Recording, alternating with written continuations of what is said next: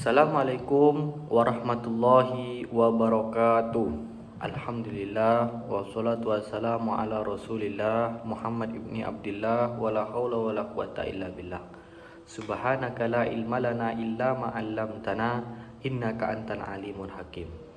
Baik, yang saya hormati Ibu Dr. Misdah SAG MPD, semoga Allah Subhanahu wa taala selalu sehatkan badan beliau, panjangkan umur beliau dan dimudahkan segala urusan yang beliau hadapi. Nah, perkenalkan, nama saya Wahyudi dari Program Studi Pendidikan Agama Islam PAI 6B. Pada kesempatan ini, saya akan menjawab 3 pertanyaan UAS mata kuliah Praktik Bisnis Pendidikan. Nah, langsung saja saya masuk ke pertanyaan yang pertama, yaitu urgensi kemitraan dalam bisnis pendidikan dan contoh kemitraan yang efektif. Nah, menurut saya, kemitraan dalam bisnis pendidikan memiliki peran yang sangat penting karena pendidikan tidak dapat berkembang secara maksimal apabila hanya mengandalkan sumber daya yang dimiliki oleh sekolah. Nah, kemitraan memungkinkan sekolah bekerja sama dengan berbagai pihak seperti dunia usaha, lembaga pemerintah, perguruan tinggi, masyarakat, maupun alumni untuk meningkatkan kualitas layanan pendidikan. Nah, melalui kemitraan sekolah dapat memperoleh dukungan berupa pendanaan, peningkatan kompetensi guru, penyediaan sarana prasarana, kesempatan magang bagi peserta didik, hingga pembangunan program kewirausahaan. Nah, selain itu, kemitraan juga dapat meningkatkan citra sekolah sehingga lebih dipercaya oleh masyarakat. Nah, contoh kemitraan yang efektif adalah kerja sama antara sekolah dengan bank syariah. Misalnya, sekolah bekerja sama dengan bank syariah untuk memberikan edukasi mengenai literasi keuangan syariah pada siswa. Nah, membuka layanan tabungan pelajar serta memberikan pelatihan mengenai pengelolaan keuangan yang sesuai dengan prinsip-prinsip Islam. Kerjasama ini memberikan manfaat bagi kedua belah pihak, yaitu sekolah memperoleh tambahan program pembelajaran yang berkualitas, sedangkan pihak banknya mendapatkan penjalanan program edukasi kepada masyarakat. Nah, itu sebenarnya yang harus dilakukan oleh sekolah. Bagaimana peluang-peluang yang sudah diciptakan, peluang-peluang yang sudah potensinya besar untuk peserta didik itu diterapkan. Bagaimana alumni yang sudah bekerja di tempat-tempat yang layaknya. Nah, selanjutnya yang kedua yaitu kendala dalam praktik bisnis pendidikan di sekolah dan strategi menghadapinya. Nah, dalam praktek bisnis pendidikan terdapat beberapa kendala yang sering dihadapi oleh sekolah. Nah, yang pertama yaitu keterbatasan dana sehingga berbagai program pendidikan sulit untuk dikembangkan. Nah, banyak kita temui di sekolah-sekolah itu program yang berjalannya kurang efektif sehingga ini sebenarnya berpengaruh terhadap hasil yang nantinya akan mempengaruhi hasil yang kurang maksimal. Nah, yang selanjutnya yaitu kurangnya sumber daya manusia yang memiliki kemampuan dalam bidang kewirausahaan dan manajemen bisnis pendidikan. Nah, tentu ini lebih subjektif kepada skill, di mana kemampuan seseorang dalam bidang kewirausahaan maupun manajemen bisnis pendidikan. Nah, yang selanjutnya yaitu yang ketiga, rendahnya pemahaman masyarakat mengenai pentingnya inovasi dan dalam pendidikan sehingga partisipasi dan dukungan terhadap program sekolah masih terbatas. Nah, sering kita lihat di sekitar kita mungkin sekolah itu berjalan sendiri tanpa partisipasi maupun dukungan masyarakat sekitar. Sehingga ini menjadi tantangan sekolah di mana sekolah itu harus menopangnya sendirian.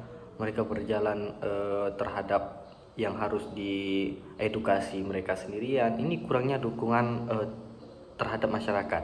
Nah, yang selanjutnya yang keempat yaitu perkembangan teknologi yang sangat cepat menuntut sekolah untuk terus beradaptasi agar tidak tertinggal.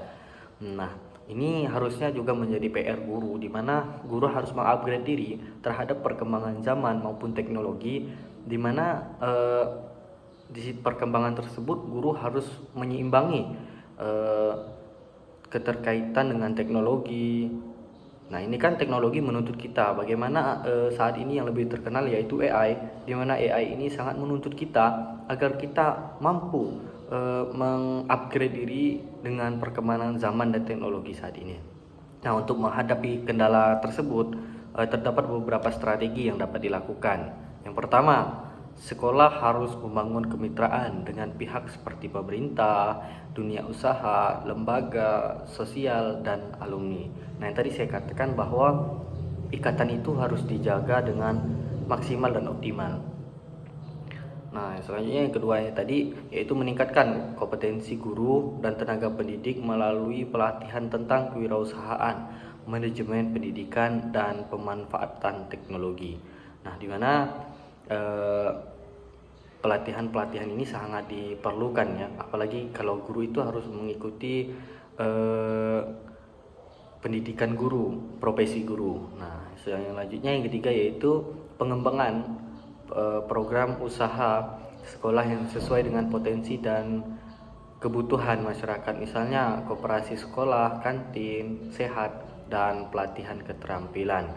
Yang selanjutnya yang keempat yaitu memanfaatkan teknologi digital sebagai media promosi pembelajaran dan pengembangan usaha pendidikan sehingga sekolah dapat menjangkau masyarakat secara lebih luas. Nah, mungkin saat ini yang kita hadapi pola sekolah itu tidak berubah karena layanan maupun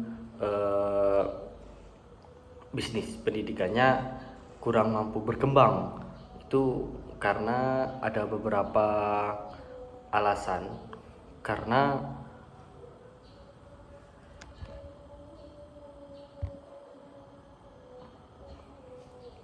selanjutnya yaitu minat. Yang ketiga, minat saya untuk terjun ke dalam bisnis pendidikan. Nah, saya memiliki minat yang cukup besar untuk terjun ke dalam bisnis pendidikan. Hal ini didasarkan pada beberapa alasan.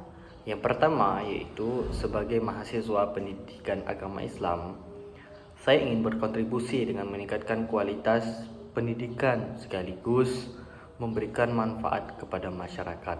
Nah, banyak daripada sekarang alumni perguruan tinggi itu tidak kembali ke kampung mereka untuk mengembangkan apa yang mereka dapatkan di kota, apa yang mereka dapatkan di universitas, apa yang mereka dapatkan.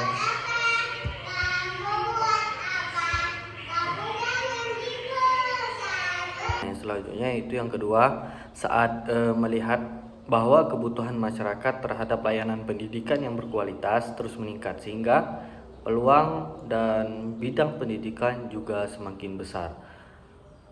Nah, ini tentu menjadi PR sekolah, di mana sekolah itu harus mampu mengaitkan antara masyarakat dengan sekolah sehingga sekolah tidak bergerak dengan sendirinya, di mana partisipasi masyarakat maupun warga itu sangat diperlukan.